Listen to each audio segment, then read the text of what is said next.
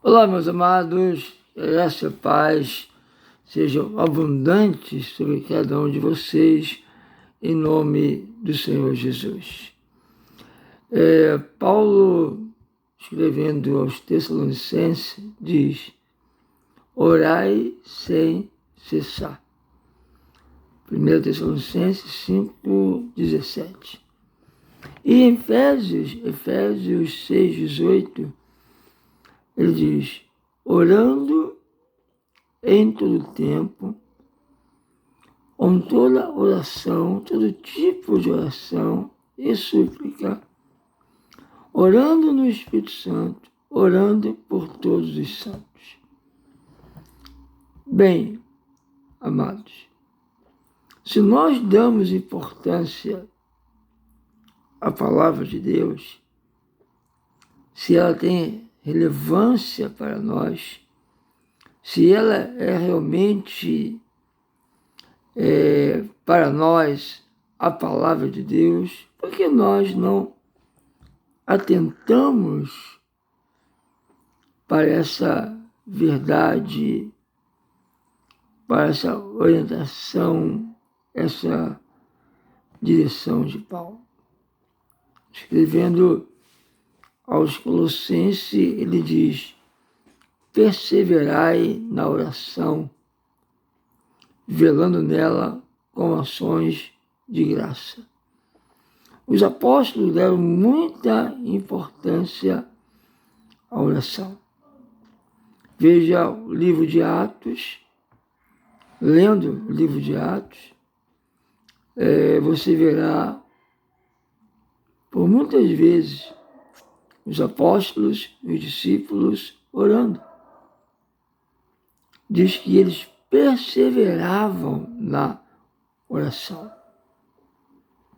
Perseveravam na comunhão, na doutrina, no partir do pão e na oração.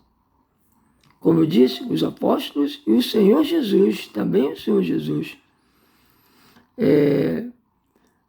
deu muita importância à oração. O Senhor passava madrugadas inteiras orando. Na noite que ele foi preso, ele passou a noite em angústias de oração. E por quê? Realmente você considera que esta é a palavra de Deus? Considera que Paulo foi inspirado, estava inspirado pelo Espírito quando escreveu? Você considera que isso é de Deus, é a palavra de Deus para nós? Amados, a Igreja da Coreia tem experimentado, até os dias de hoje, avivamento. O avivamento começou no início do século XX, 1902, por aí, no início do século XX. Foi um avivamento de oração. As igrejas na Coreia começaram a orar. E essas igrejas têm essa prática até os dias de hoje. São 3 turnos de oração pela manhã: 5 da manhã, 6 da manhã e 7 da manhã, antes de irem para o trabalho. Eles passam lá no local de reunião da igreja para orar. Tem louvor, tem uma palavra devocional de 15 a 20 minutos e oração. Então são 5 reuniões, 5 turnos, ou 3 turnos de oração. 3 reuniões, melhor dizendo. 5 da manhã, 6 da manhã e 7 da manhã. Isso tem mantido o avivamento na Coreia.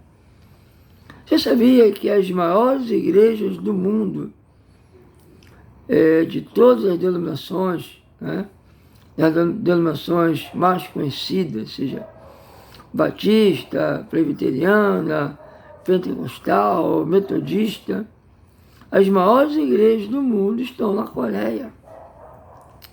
as maiores igrejas das denominações e a maior igreja do mundo, com 1 milhão de membros, atualmente está com 800 mil membros, a Igreja do Evangelho Pleno, uma igreja pentecostal ligada à Assembleia de Deus, é a maior igreja do mundo, está na Coreia, em Seul. Se nós acreditamos na palavra de Deus, por que nós não oramos? Por que as reuniões de oração são as reuniões mais vazias da igreja? Por que os pastores não oram?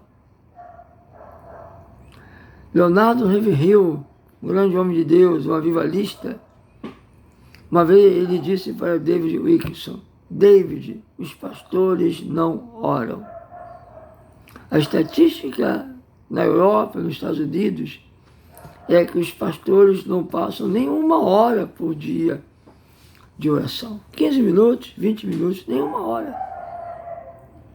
Então, aí está a razão, porque não temos avivamento. Qual a razão do avivamento na Coreia? Por que a igreja da Coreia ainda experimenta um avivamento? Por causa da oração. A oração nos faz mais próximos de Deus. A oração afina nossos ouvidos espirituais. A oração faz com que a nossa mente seja renovada, faz com que nós desenvolvamos a mente de Cristo. A oração aprofunda a nossa intimidade, a nossa comunhão, a nossa sensibilidade com Deus em ouvir a voz de Deus. Se oramos, temos direção. Se oramos, temos luz. Se oramos, temos paz. Se oramos, temos força, poder, energia para enfrentar os problemas e vencê-los. Temos o poder de Deus. A oração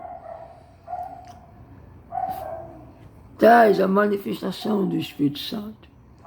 A oração ativa o ministério dos anjos na igreja.